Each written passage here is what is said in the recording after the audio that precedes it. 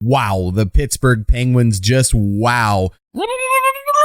Rewind it right back to what, the middle of the 2010s, and we have basically every veteran team with a prime age of 32 back in the hunt. Think of all the new hotness teams that are going on right now that are being beaten by veteran teams who have been beaten in the last couple years in the playoffs. So we have the Blues in a fight with the Wild. We got the Penguins walking all over the Rangers, even though the Rangers had their number in the regular season. The Caps got the Panthers, at the very least, on the ropes or somewhere surprising, that's for sure. We've got Dallas all over Calgary. That's crazy. We got Tampa Bay still holding in there with the Leafs and maybe taking full control of this series. The Bruins have decided they're veterans and they're going to wake up. It continues and continues and continues into basically every series except the Colorado Avalanche.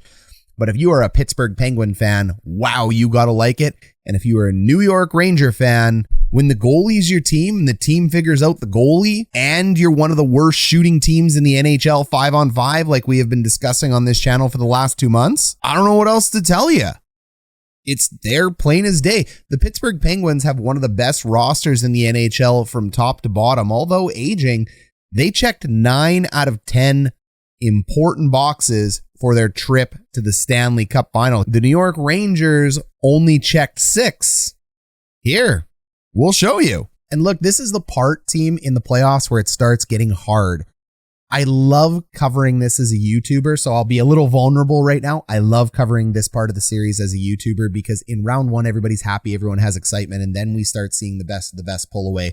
And this is where, unfortunately, I know I'm going to lose some great Ranger fans until next year when the content revitalizes on this channel. We totally get it. Thank you for being here. Don't dip out on your team. You still got more time with your team. This series isn't over yet, Ranger fans. Penguins fans, you know you're going to stick with us. Like, subscribe, be with us. Join us if you can do it. Join our Discord. It helps us out in terms of being able to meet you and learn more of what you want for content on this video. It's just one of those tough realities of hockey that we like to see what we can see with our eyes, but at the end of the day, things like advanced stats over the course of a sample of 82 games give us a good indication of what's going to happen. We talked about the fact that the New York Rangers were number 23 to 29 in the NHL for Corsi's for chances directed at the net, for shots on goal, basically for offense that wasn't the power play. And then even after the trade deadline, when we thought, hey, they're going up, they didn't really. They got to 17th. And we talked about in the playoffs that the top 16 teams in the league, when you're below that in these categories, that can spell trouble. It doesn't mean you don't want to play the game. You don't win the game on a stat sheet.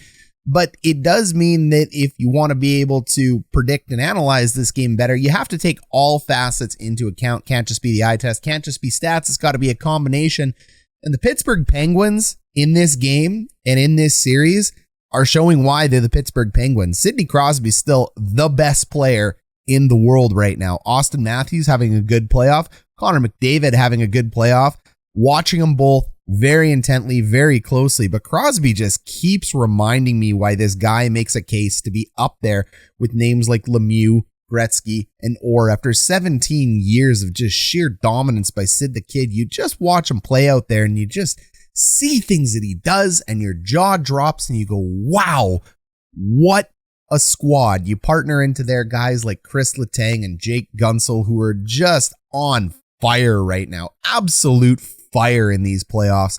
And it's incredible to see. It's something. It is absolutely something. So if you're a Rangers fan, tough to hear. We're not knocking your team. We're not knocking the group. We're not knocking any of it.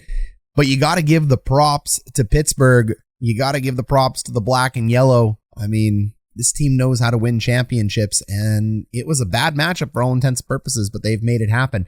So what's been going on in this game? I mean, Lafreniere ends up scoring right off the bat. And you got to be excited when guys like Lafreniere and Capo show up. You've got to be excited about those goals. And then the second period shows up and Pittsburgh wins 5-1 in that period. Yikes. We're recording this video right now at the end of the second period. Then we can go ahead and we get into the Caps Florida series on this one. Ranger fans, I'm sorry. I know it was crazy last game. I know there was crazy comeback. This one, she's done like dinner. I'm confident enough to get in there and say, rip, it's a good game. retool for next game. What was really cautious at the end of the second, you see Igor Shesterkin looking a little bit shaken up. It's going to be Georgiev coming back in, and this doesn't look good. Pulled twice. Best goalie in the world right now in the playoffs, unless the Rangers can find a way to completely retool their game, and it was very much based on Igor, his play, getting momentum from Igor's play, confidence about Igor's play. The goalie can't win you the game, Ranger fans and fans of this channel. The goalie can't win the game by scoring goals, but the goalie can flip the script. When the goalie makes unbelievable saves that they shouldn't made, those stealing saves, it motivates players. It allows players to push the pace. It allows players to push for breakaways. It allows players to take chances, and teams and coaches take chances they normally wouldn't take.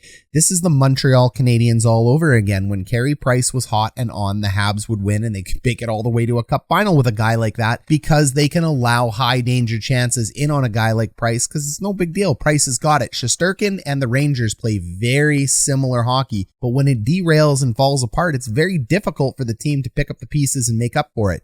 Conversely, when you look at the Pittsburgh Penguins, this is a team that is not built around a goalie. This is a team that is built around the players and the system. And you can see that with Louis Domingue being in net. Is Domingue a great goalie? No, he isn't. But is Domingue doing his job? You're damn right he is. Is Domingue good enough to win this series? Clearly. Is Domingue an amazing story? Absolutely. I can't knock what he is doing and what the Penguins are doing with that, but it just goes to show the testament of the Pittsburgh Penguins and who they are as a unit, both offensively and defensively. They are a wily veteran crew with one of the best penalty kills in the league, with one of the oldest rosters in the league. Hey, but those old vets, they still know how to play. They know how to get it done. They're really smart up here. They've put in 30 shots by the end of the second period. That's a game for teams, and they have another period to go. The fact that they are at 30 and they are pushing the pace like this, of course, the well is going to break. And this has been happening all series. I mean, Pittsburgh has been putting ample amounts of shots on the net on Shesterkin, and you're starting to see the cracks in the Rangers game plan and in the Rangers goaltending. So can it flip around next game? Of course, you take this game by game. You do not worry if you're the New York Rangers about what the series is at. You don't want to worry about what happened in the past. You just retool, you get ready, because you need to go out there and get your second win, and you need to push it to game 6. Then you need to get your third win and push it to game 7, but you can't worry about the third win until you worry about the second win, because right now, 3-1 Pittsburgh, that's quite the stranglehold on a series, but not an impossible mountain to overclimb for the Rangers. If we come over here to one of my favorite websites, it's called Natural Stat Trick. I recommend you head over here. It's totally free. You can do whatever you need to do. You come over and you take a look at the drop-down list here, and you can go all strengths, you can go even strength, but you can really start evaluating the game on a spreadsheet if this is kind of your thing. We're not going to spend a ton of time here, but I want to show you the key areas that really tell the story about what's going on in the playoffs. So here you go. You got all your 16 teams here in the playoffs. And when we search by Corsi 4, what that really means is that is the Corsi 4 shots directed towards the net versus Corsi against shots directed towards your net, and it's a percentage. The higher their percentages, the more shots you're directing towards their net, and vice versa. Take a look at Pittsburgh. They come in at number 5. That's really good. A 54% Corsi is excellent, but that doesn't tell the entire story, Penguins fans. There's a lot more to this. You'll see if we go over here to shots for, you'll see that Pittsburgh actually ends up at 53%, meaning they have 143 shots for versus 122 shots against. This is a banana sandwich here, but they are absolutely clearly leading the playoffs in the shots for department. That really goes to show how well Pittsburgh has adjusted their game based on what's going on in front of them. When you take a look at the goals for category, that's how many goals for versus goals against. And again, this isn't including this 6-2 game. This is only including 3 games played right now. It's 55%. So going into this game tonight, they were at 55. Good for number 5.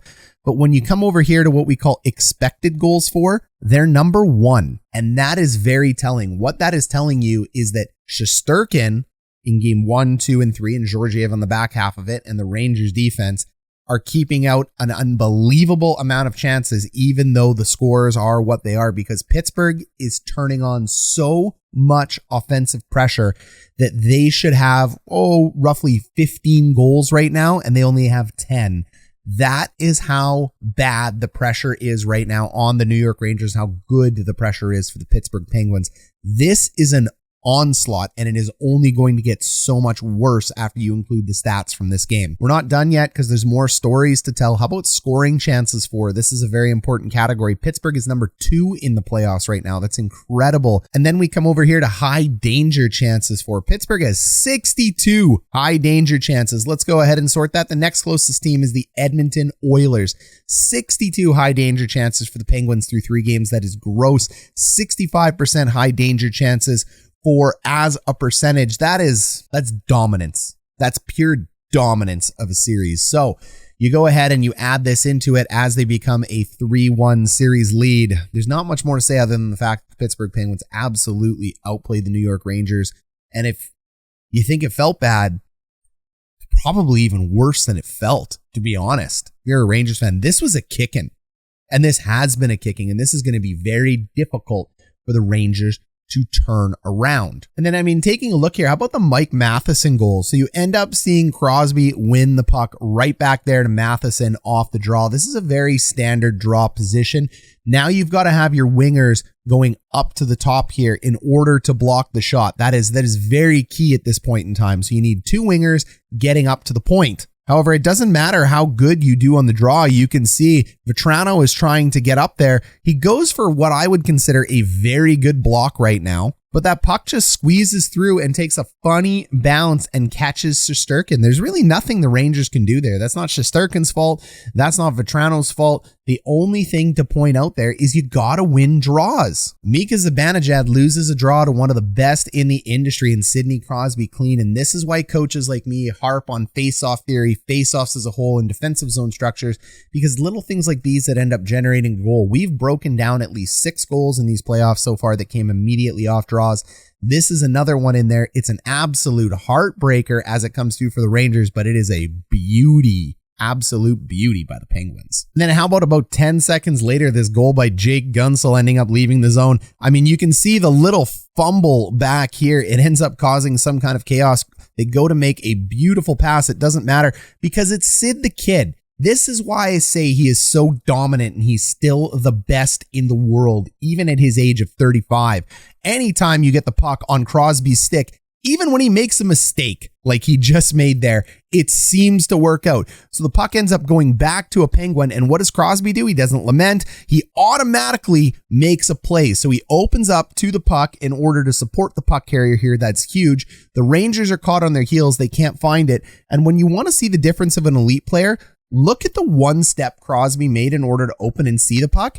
And then look at the fact that you have 2 Rangers here that are unable to open up or find the puck yet at this point. You may think this is an accident or a momentum piece, but it isn't. This is just the best player in the world being the best player in the world. This is what separates guys like him, McDavid, and Matthews. Little moves like this. So while we're all going to be very enamored by the pretty tic-tac-toe play that comes in here, it's this little stuff that never gets pointed out to us as fans that players work on just exponentially when you're at the level of Crosby, McDavid, Matthews, any of these guys, and it makes all the difference in the world, and no one does it better than Sid. His brain works better than anybody else along with his skill. So he opens up to that puck, and by opening up to that puck, what it ends up doing is boxing people out. Now you might be going, what did he do on that play? Nothing, but he is ready right now to be part of the play. He didn't just skate away or go to some silly place. And as you can see, the Rangers are still confused. They don't know who to cover yet right here. Everybody is caught puck watching, puck watching, puck watching, puck watching, puck watching. Everybody watch the pretty little hand that's over here and don't look at the sleight of hand that's behind my back. That sleight of hand is Jake Guentzel getting to the net and burying it from Brian Rust. And again, people get focused on Crosby. Crosby stays in the play. He doesn't turn away. He focuses and supports his teammates through puck carrying. Rust does Rust things, picks up a loose puck lost by Crosby. Guentzel does the right thing, drives the net, gets behind everybody. All the Rangers are looking one way, and that's at the puck, and that is too late because he ends up getting behind Shesterkin, and that's it. That's the killing blow in this game. When you see that happen, 2 goals, 10 seconds back to back, 17 shots to 9 at this point, GG's, good luck, good night. And the Mark Friedman goal will tell you why this is GG's, good night, and good luck. Friedman, Blueger, and Boyle, muckers, pure muckers, plain and simple playing against the first line of the New York Rangers. If you are not throwing your beer at the TV at this point in time, or your sandwich or your chips or your pop and turning it off if you're a Rangers fan, I don't know what it is.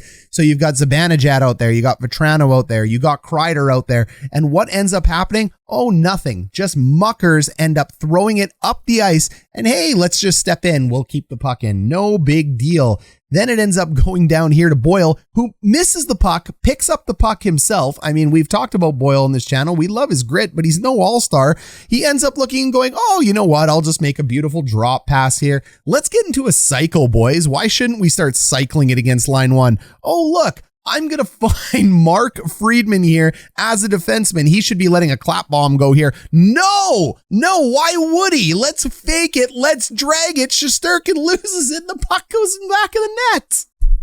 And I'm not laughing at anything other than the fact that that was the most gorgeous thing I have seen. And think about the names I just called on the ice. I understand every player in the NHL is good, but when you let a line like that, when your line one walk all over you, that's a will thing, man. It's not a skill thing. That's a will thing. That's giving up. That's laying out your goalie. That's not helping out your team. That is not the Rangers defense we've seen. And that is Pittsburgh with a big old swagger. The Heinen goal is exactly that. Look, a little bit of a giveaway here by the Rangers. Great forecheck by the Penguins. It ends up being pretty good there. Nice play by Fox, of course, franchise player and elite. But who gets to the puck first after Fox makes such a great play to break up a 2-on-1? Ah, yes. The Pittsburgh Penguins, always the first on the puck this game. So as they become first on the puck, they get a chance to reset, throw junk at the net. And this is all about just skating and winning races to the puck. This is what we mean by swagger. This is what we mean by confidence. This is what we mean by a team that is dialed in, ready for playoff hockey. So the veteran team ends up cracking this code. That ends up being the 5th goal of the night. 6th goal is on the way. It is just, it's a kicking. It's an absolute kicking. So at the time of the end of this video right now, we're a little bit into the 3rd period. Pittsburgh has put up 6 shots to 1, so the trend continues. I'm interested to see if Pittsburgh is going to put up 45 and keep the gas on, or if they're just going to start heavily rolling line 3 and line 4, resting Crosby, resting Letang, which is what should end up happening tonight. Okay, Ranger fans, Penguin fans, you guys comment down below. You let me know how you felt about this game. Thank you for being on this channel. If you're new to this channel and made it this far, subscribe, join us, give us a thumbs up. We've got a bunch of different ways you can support us, as you can see down below, with things like membership or super thanks. We really appreciate you being here. We'll catch you in the next one, crew.